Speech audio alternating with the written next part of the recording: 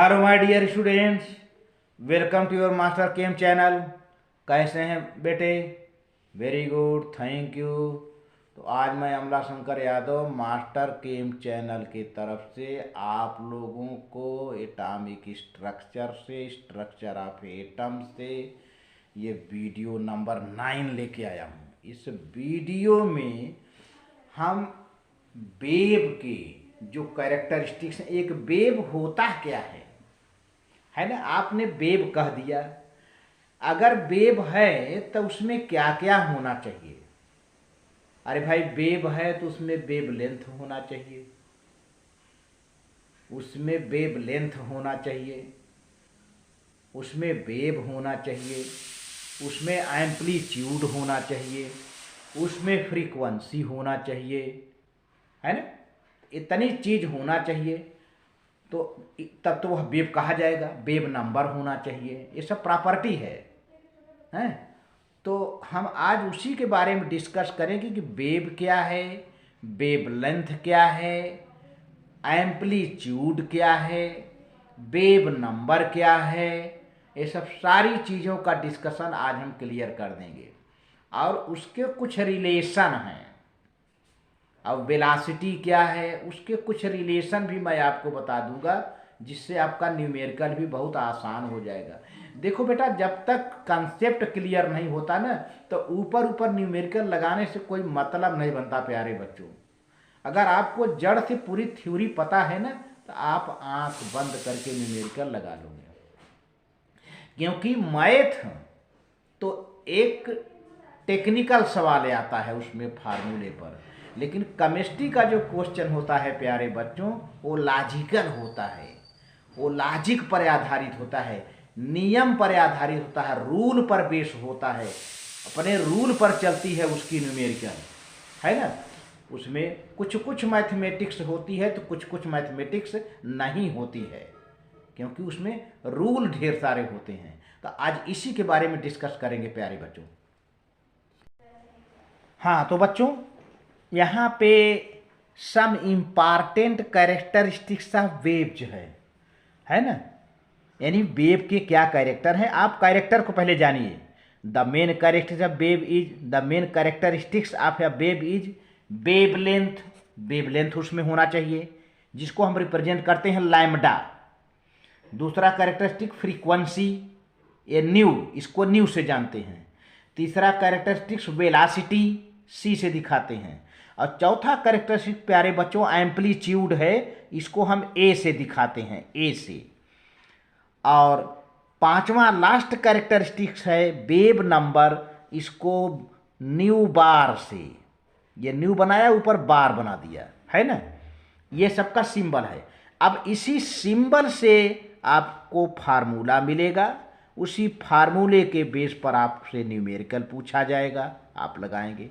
तो इनमें रिलेशनशिप होगा, जिसका हम अगले वीडियो में डिस्कशन करेंगे। कुछ तो रिलेशनशिप मैंने यहीं दे दिया है, वैसे करीब करीब आपको इसी वीडियो से मिल जाएगा, अभी लास्ट में आप देखेंगे, है ना। तो सबसे पहले प्यारे बच्चों, वेवलेंथ क्या चीज़ है? वेवलेंथ, वेव का लेंथ। आप पहले शब्दों पर जाइए, जब तक शब्दों पर ध्यान नहीं देंगे वेवलेंथ वेवलेंथ वेवलेंथ रटते रटते परेशान हो जाएंगे। वेव का लेंथ है ना, वेवलेंथ। दो क्रेस्ट के बीच का जो डिस्टेंस होता है वही क्या है? Wave length. या जो दो ट्रफ हो, ट्रफ, उनके बीच का जो डिस्टेंस होता है वही वेव लेंथ होता है। अभी हम क्रेस्ट क्या होता है, ट्रफ क्या होता है, डायग्राम में आपको दिखाएंगे। पहले आप देखिए, wavelength of a wave is defined as the distance between any two consecutive crests और ट्रफ। क्रेस्ट या ट्रफ, किसी दो क्रेस्ट के बीच का डिस्टेंस, किसी दो ट्रफ के बीच का डिस्टेंस ही वेवलेंथ है। It is represented by lambda and is expressed in angstrom. कभी कभी एंगस्ट्रॉम में दिखाया जाता है, या मीटर में दिखाया जाता है, या सेंटीमीटर में, या नैनोमीटर में, या पिकोमीटर में। दिखाया जाता है। अब हमने आपके आसानी के लिए, आपका कैलकुलेशन अच्छा हो, आपको बढ़िया मार्क्स मिले, इसके लिए हमने स्केल भी दे रखा है। देखो 1 angstrom is equal to 10⁻⁻8 centimetre. अगर एंगस्ट्रॉम दिया है और सेंटीमीटर में मांग रहा है तो आप इसको कन्वर्ट कर सकते हो। 1 angstrom is equal to 10⁻⁻8 centimetre, या 1 angstrom is equal to 10⁻10 metre, metre में ले जाना चाहते हो तो ठीक है ना। अब चलिए, अब नैनोमीटर है, पिकोमीटर है, इनको अगर मीटर में ले जाएं तो कैसे होगा। 1 एनएम माने nanometre, 1 nanometre is equal to 10⁻⁹ metre. 1 pm माने picometre, 1 picometre is equal to 10⁻12 metre. अब जब मीटर मिल गया तो एंगस्ट्रॉम में तो ले ही जा सकते हो। तो ये आपका स्केल हो गया, जो कि आपके लिए एक तरह से आपके लिए एक तरह से बहुत ही इम्पॉर्टेंट पॉइंट मिल गया ये फ्रीक्वेंसी। अब फ्रीक्वेंसी क्या है, फ्रीक्वेंसी को समझिए पहले कि 1 सेकेंड में, देखिए frequency of a wave is defined as the number of waves passing through a point in 1 second. हमने 1 सेकेंड को कैपिटल लेटर में लिखा है प्यारे बच्चों, 1 सेकेंड को किस में लिख दिया है, कैपिटल लेटर में। यानी 1 सेकेंड में कितने वेव्स पास हुए किसी पॉइंट से होकर के, बस शर्त हो कि 1 सेकेंड, 1 सेकेंड में कितने वेव पास हुए, वही फ्रीक्वेंसी है। यानी number of waves passed in 1 second is called frequency and it is represented by nu. ये न्यू है, ये वी नहीं है, न्यू है। And expressed in hertz, HERTZ या HJ शॉर्ट में लिखते हैं। 1 hertz is equal to 1 cycle. 1 cycle माने 1 वेव, इस साइकिल माने 1 वेव हुआ, है ना। तो ये रहा बेटा, आगे चलते हैं, देखते हैं।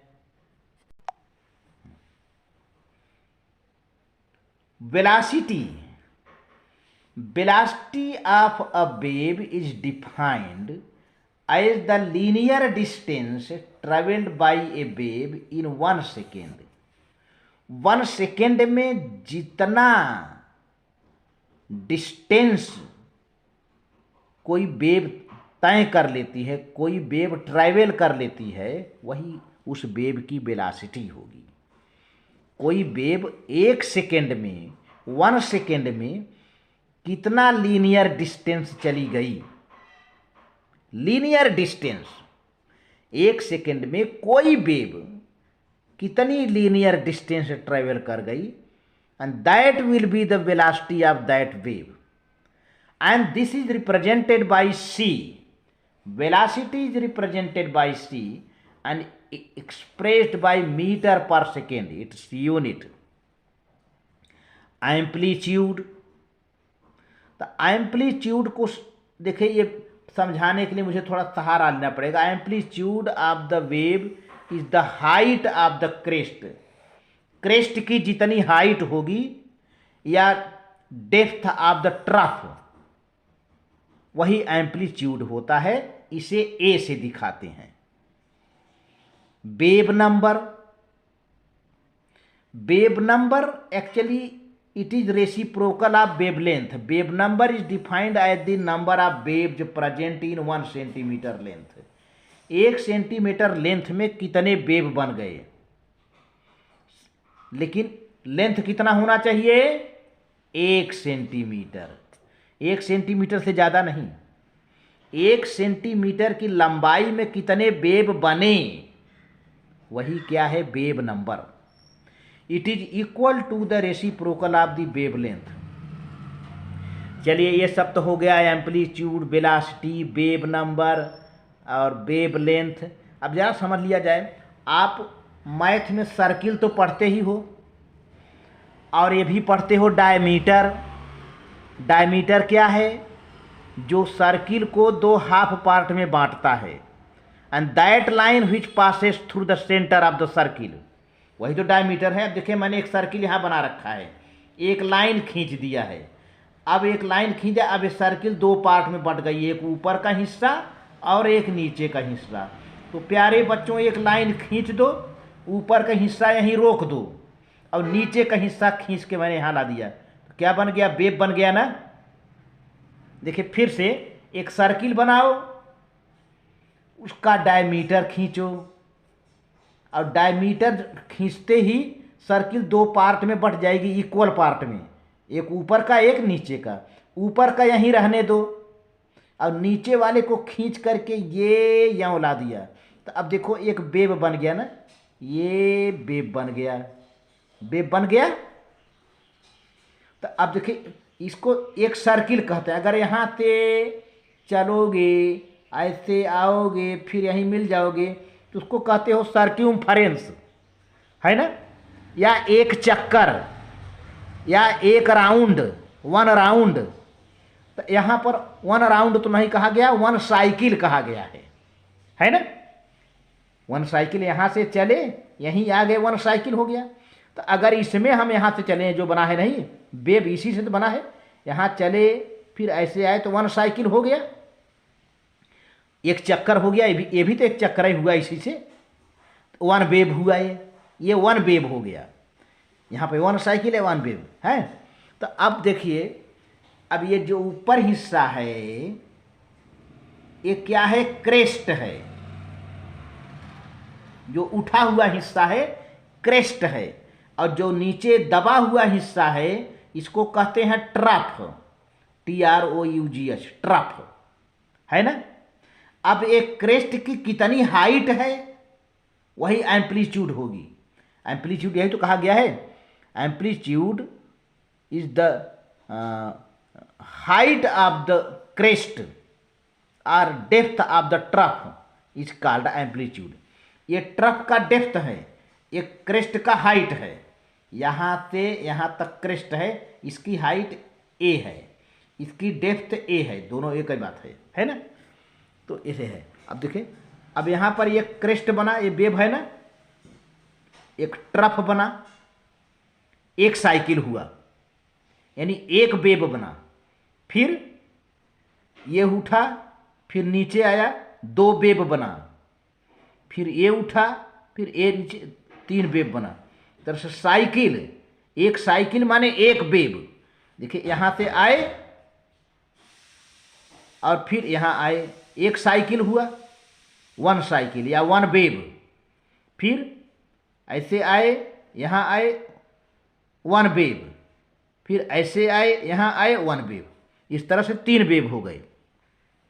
अच्छा, अब यहाँ का जो सेंटर पार्ट है नहीं, इसकी मैक्सिमम जो हाइट है ये A से लिखा हुआ एम्पलीट्यूड है। यहाँ ये ट्रफ है, नीचे दबा हुआ है, इसकी मैक्सिमम डेप्थ है, वो क्या है? एम्पलीट्यूड है। अब एक क्रेस्ट, एक क्रेस्ट ले लो और दूसरा का क्रेस्ट ये है, दोनों क्रेस्ट के बीच का जो डिस्टेंस होता है वही वेव लेंथ होता है। देखो यहाँ लैम्डा लिखा हुआ है, ये वेव लेंथ है। या दो ट्रफ के बीच की दूरी ले लो, ये ट्रफ ये है, एक ट्रफ ये है, दोनों ट्रफ के बीच की दूरी ले लो, तो वो भी क्या हो जाएगा बेटा? वेव लेंथ हो जाएगा, लैम्डा हो जाएगा, है ना। तो अब इस तरह से अब एक फार्मूला हमने दिया, velocity is equal to frequency into wave length. Velocity को c से दिखा दिया यहाँ पर, फ्रीक्वेंसी को न्यू से दिखा दिया, इनटू लैम्डा, यानी c is equal to nu into lambda. तो फार्मूला आपका बन गया है। और यहाँ पर ये भी है वेव नंबर न्यू बार है, nu bar is equal to 1/λ, जो कि रेसिप्रोकल ऑफ लैम्डा होता है, इसे भी हो गया। तो सारी चीज़ें तो आपकी यहीं मिल गई, आपको मिल जाएगा। तो इस तरह से मैंने वेलोसिटी के बारे में चर्चा किया और क्या कहते हैं वेव नंबर के बारे में डिस्कशन किया। अब बेटा अगर वीडियो अच्छी लगे तो लाइक करके सब्सक्राइब कर देना और अपने मित्रों में शेयर कर देना। आपका कल्याण हो, आपका वेलकम हो। धन्यवाद।